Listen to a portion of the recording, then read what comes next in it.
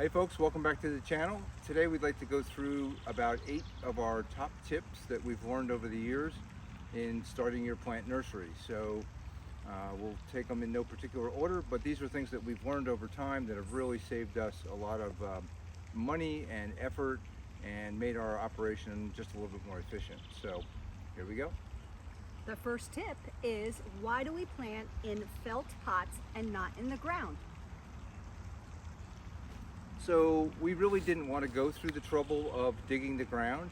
I did that as a teenager. I worked at a tree nursery, and we would dig up every single plant. We'd plant them small in the ground, come back a few years later and try to dig them out, and boy was it a lot of work. Yes. So that's our number one plant tip. We do plant a little bit in plastic pots. We plant a lot in the non-woven fabric pots in both 3 and 5 gallon sizes. Tip number 2 is weed killer. Do you put it in? Do you not put it in? So we do use a pre-emergent weed killer in every plant that we plant initially. We don't come back year after year and put it down again. We've also found it's very effective to put some little bit of free material like wood chips on the top of the plants. When we do that, it really reduces the weeds, and it's a big, huge time saver. Weeding is not fun, especially times hundreds or thousands of plants. It's a lot of work. We have also mulched up some leaves and sprinkled that on top too, especially towards the fall and colder months. If you happen to have a leaf vacuum that grinds leaves, that is an excellent material to put on the top, and it just breaks down into the soil later on anyway. It's fantastic. Yep. Number 3, space saving. So when you plant or you lay your plants out in a grid, you want to save some space as well as you want to be efficient with your watering.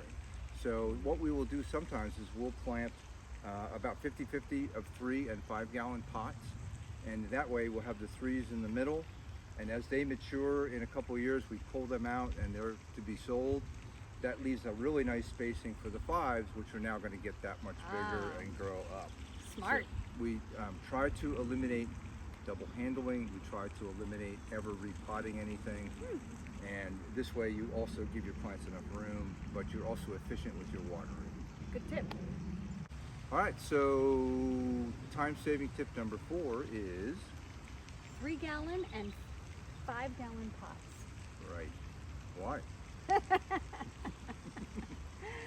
We plant some in 3 gallons, and then some of the same variety will go in a larger pot. That way you're putting it in the pot you want to sell it in. So we start off, some we'll sell in a smaller pot, and then some grow bigger, we'll sell them in the bigger pot.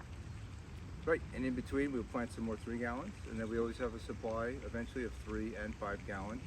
With the spruces, you're talking about 3 feet and about 4 to 5 feet. And 2 different price points. 2 different price points. Tip number 5, try to use everything in your backyard plant nursery. Okay, so we don't really want to waste anything. When we prune plants, we're going to take those clippings and try to root them. Yep. A lot of plants die. We always reuse the pots and the dirt, because the pots cost us about $1 and the dirt, costs us some money too. So we're constantly reusing everything that we possibly can in the nursery. Nothing goes to waste. Tip number 6, get help when you need it, right? Correct. You think you can handle it all, but when 300 to 500 little saplings come in, you need help. You ask your children, you hire people. We pay our children. If sometimes they just do it, but if we're paying other people, we'll pay our children. We hire their friends, whatever it takes to get all those seedlings in the pots in one weekend. Right. Hire help. Yeah, the faster they go from the box into a pot, watered, ready to go, the better. Yeah. And kids, grandkids, friends from church, whatever it takes to get somebody, we get them over for, and in 2 days, Team Martin. 2 days, we'll plant hundreds of plants. It's fantastic. It's worth it. Okay, in addition to getting some help, we like to have a backup plan when we have a lot of plants coming in that need to be potted up. So we've gotten a couple of these really large 2-foot by 4-foot raised beds. They're made out of the same non-woven fabric as these pots are. And they are fantastic to just layer them in there, throw some peat moss in there or whatever that'll stay moist, wet them down, and then you've really got weeks if you needed it to plant these plants. So that's a good point. We do get a lot of rain in spring, and we even did a video about sitting inside watching the rain and we've got plants sitting in boxes out in the back. That's kind of a bad situation. So our backup plan is 2 foot by 4 foot bin. We'll show you a picture of it. Peat moss, and then wet them down, kind of heal them in, and you're good. You're good for a good amount of time with those, so you don't have to kill yourself. Can I say one more thing too? Sure. When the plants come in, Larry fills up a wheelbarrow with water, and we put the plants in the water and we keep it there the entire time, Right. pulling it in and out of the water so that they're hydrated the whole time. Yep. Just Put big. an extra tip.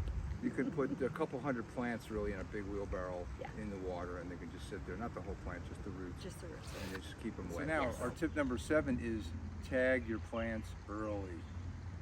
This is a big one because when they come in like twigs, you don't know if it's a pink twig or a white twig or what kind of twig. So make sure you tag your plants as soon as you put them in the pots so you have no confusion. I Right. planted a bunch of astilbes, red, white, pink, forgot to tag them, have no idea what color they're gonna come.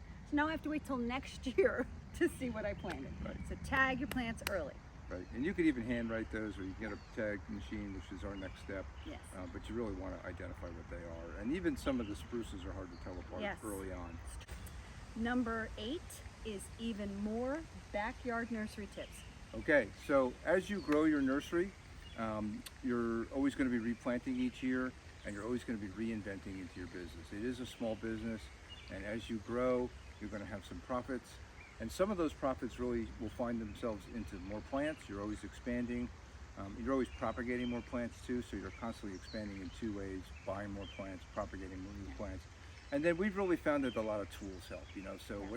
whatever step you're at, you need the next bigger wheelbarrow or cart, a bigger planting table. Go ahead and do Yes. it, because you need to make your life as easy as possible.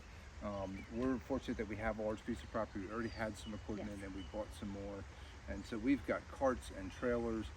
We haul all of our stuff up for sale on the back of trailers so that we don't have to move things more than once.